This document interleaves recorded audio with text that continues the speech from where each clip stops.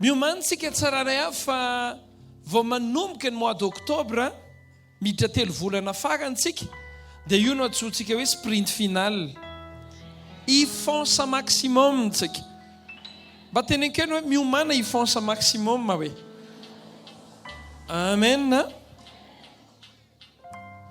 Ny lohahevitra iarako aminao androany dia izao hoe omany amin'ny vavaka dia miomana amin'ny vavaka.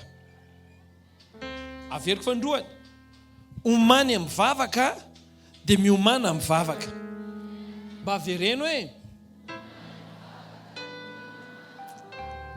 tsy fantatro hoe aiza no seapita izanantsika tsararay avy.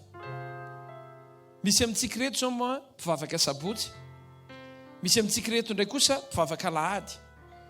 Misy amintsika ary angamba mety mpivavaka latsinainy. Fa ny zavatra azoko antoka dia izao. Na aiza toerana iorenantsika ara-panahy dia misy zavatra mitovy miaraka amin'Andriamanitra. Ary anisan'ny zavatra mitovy izay enarana miaraka amin'Andriamanitra ny antsoina hoe omany amin'ny vavaka dia miomana amin'ny vavaka. Tsy hoe miomana hivavaka fa hoe miomana amin'ny vavaka. Mba tiako tsika tsararay avy andray noty satria goavana loatra ny zavatra iarahako aminao androany. Tamin'izay nianatra teny amin'ny université ary mino fa mpianatra rehetra dia mitovy amin'ity daholo. Tamin'izay nianatra teny amin'ny université dia misy karazana olona anankiroa. Misy karazana olona mianatra mandritry ny taona. Dia misy karazana olona indray izay mety olona mitovy aminao angamba le izy. Akaiky ny examen vao mianatra. Ary mampiavaka an'ireo olona roa ireo dia izao. Le mianatra mandritry ny taona rehefa tonga ny examen tsy dia bongo maso izy. Tsy zay ve le izy? Fa le olona le rehefa akaiky examen vao mianatra bongo maso be izy. Dia rehefa miresaka aminy dia hita mihitsy hoe olona tsy ampy torimaso. Raha taitaitra. Olona rehefa miandro sujet d'examen eo dia inona ary ny ho avy eo, inona ary ny ho avy eo, inona ary ny ho avy eo. Matahotra izy mandra-pivoaka le sujet d'examen. Mampiavaka an'ireo olona anankiroa ireo dia fiomanana. Tena keno akaikiny hoe fiomanana hoe. Raha lasaka anabavy amin'ny fiainantsika tsy maintsy hiatrika zavatra. Na tiana na tsy tiana tsy maintsy miatrika zavatra tsika. Hoy izay sy rahalatahiana hoe aza mieritreritra mihitsy ianao hoe rehefa mpivavaka, indrindra hoe mpivavaka miaraka amin'ny pastera Intsoa, dia rehefa tonga ny an-tsena ianao dia ny an'olona rehetra 2005 ny kilao amin'ny voatabia dia ny anao 1000 francs. Dia fa manino ty olo ty miavaka kio mivavaka any amin'ny pastera Intsoako. Tsy hitranga mihitsy zany. Fa misy zavatra hitovizan'ny olona rehetra. Ny olona rehetra dia samy andalo zavatra ary tsy maintsy mandalo zavatra. Tsy maintsy miatrika zavatra eo amin'ny fiainana. Fa raha lasaka anabavy, misy zavatra adino mpino.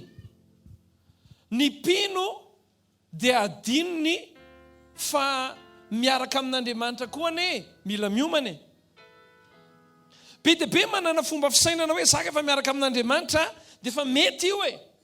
Fa raha lasaka anabavy, ho zaraiko aminao eto androany ary ho hitanao fa Andriamanitra dia manomana foana alohany anombohana zavatra vaovao. Manana toe-tsaina olona miomana, vita homana. Averiko fandroany manana toe-tsaina olona miomana, olona niomana, olona vita homana ary olona mbola hiomana amin'ny ho avy. Amen. Aka ohatra tsotra ako. Enao ve zao raha misy olona tonga avy any ka miteny aminao hoe omeko 15 milliards ianao. zakanao ve? Fa sahako miteny aminao, misy olona eto ka vao mena 15 milliards, tonga dia zao niteneny hoe 1000 milliards 2000 saporo.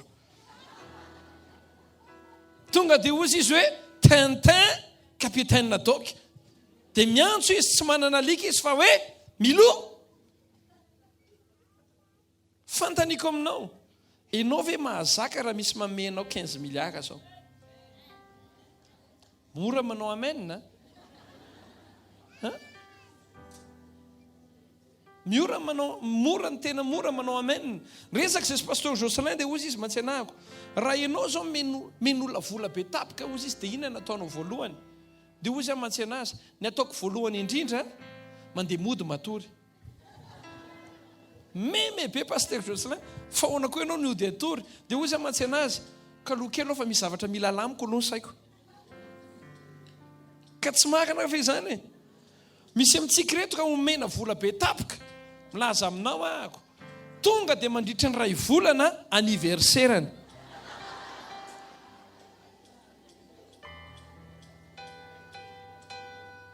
Satria maninona?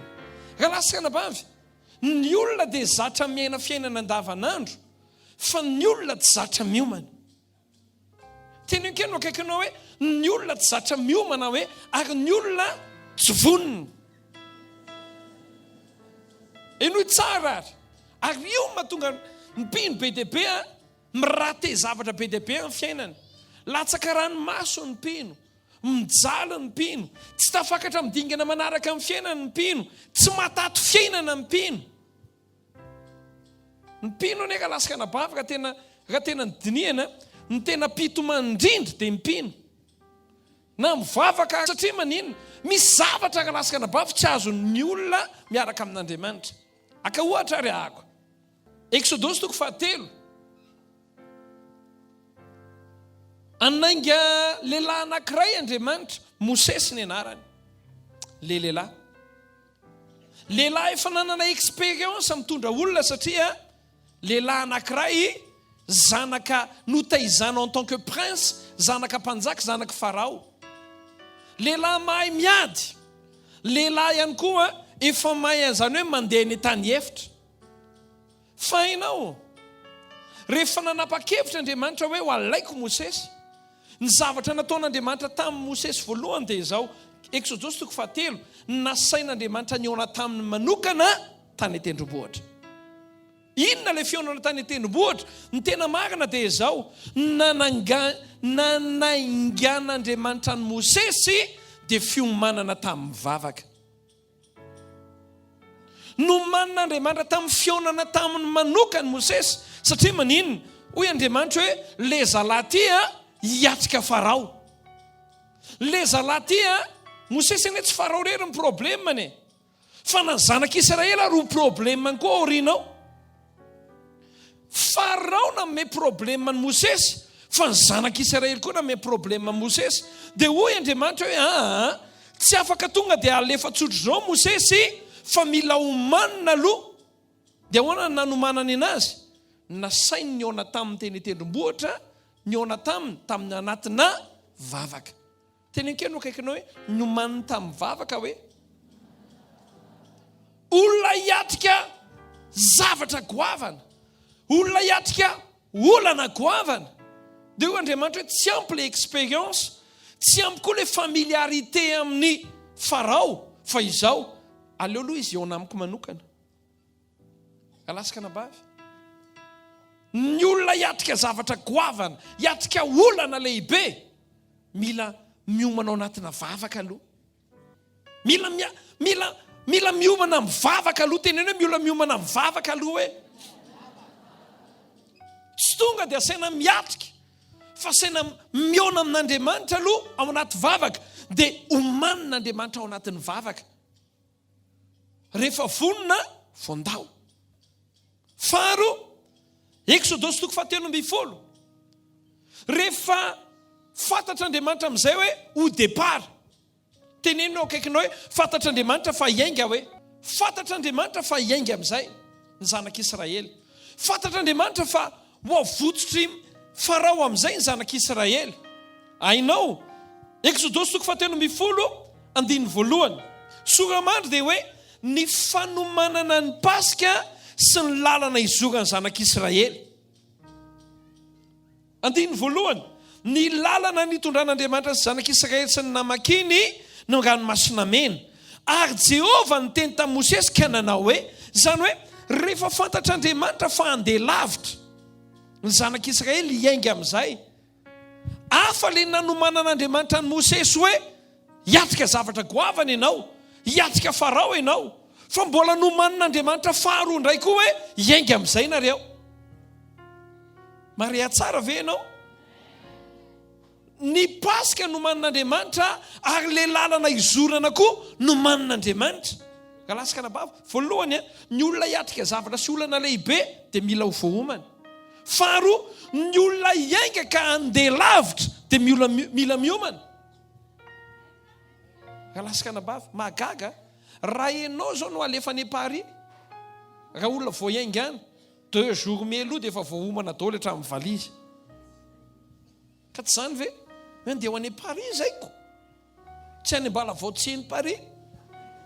Fa eo ambanin'ny Tour Eiffel, dia inona nataonao? Homanina daholo ny akanjonao.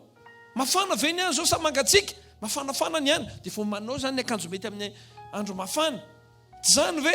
Inona ny volany? Tsy arary ny andro fa euro. Dia lasa ianao manakalo vola euro. Satria maninona? Miomana ianao ho any Paris. Dia zany koa rasika nabava, ny olona rehetra izay mahalala hoe andeha lavitra amin'ny fiainana. Ianao ve mahalala hoe tian'Andriamanitra hoentina lavitra ianao? Ohatran'ny ato any ny ohatran'ny andeha lavitra zany. Mba tiako ianao ilaza hoe za andeha lavitra be amin'ny fiainana. Hoentin'Andriamanitra lavitra ne ianao e. Fa mifantaniana dia izao, ianao ve efa niomana ny andeha lavitra? Nanomanan'Andriamanitra ny Mosesy andeha lavitra dia inona? Niona tamina Mosesy manokana indray Andriamanitra hoe Mosesy Exodosy 3:10 niresaka indray Mosesy sy Jehovah, zao nataonao, dia ny lalanareo tsy mahintsynareo fa mihodina makany am-piahirota. Satria maninona? Ny fandehanana lavitra dia homanina mivavaka.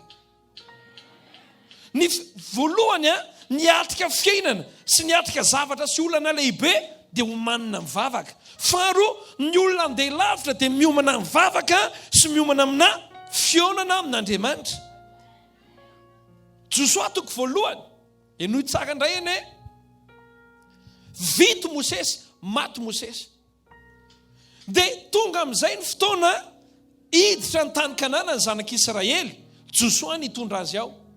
Ainao, ny zavatra nataon'Andriamanitra voalohany, Josoa toko voalohany 1:1.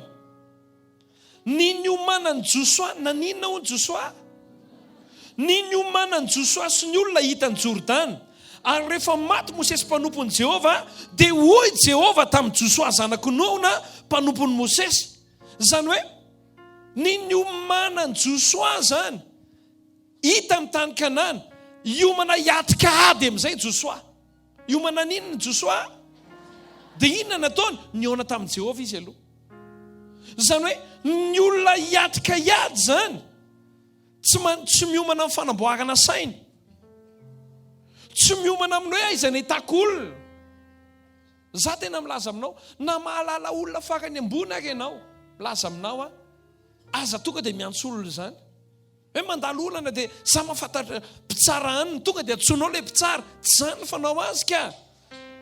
Inona ny tokony ataonao voalohany? Mivavaka ianao aloha. Dia rehefa miteny ianao mitompo ao anatin'ny vavaka hoe atsoa ilay olona, zay ianao vao miantso. Fa ny olona ankehitriny miantso aloha vao mivavaka. Ka tsy zany ve ka lasaka nabavy? Fiomanana ara-panahy no ilaina voalohany indrindra. Raha ohatra ka hiatrikady ianao, mila vonona tsara ianao, ary ilay fiomanana mila miona amin'Andriamanitra aloha.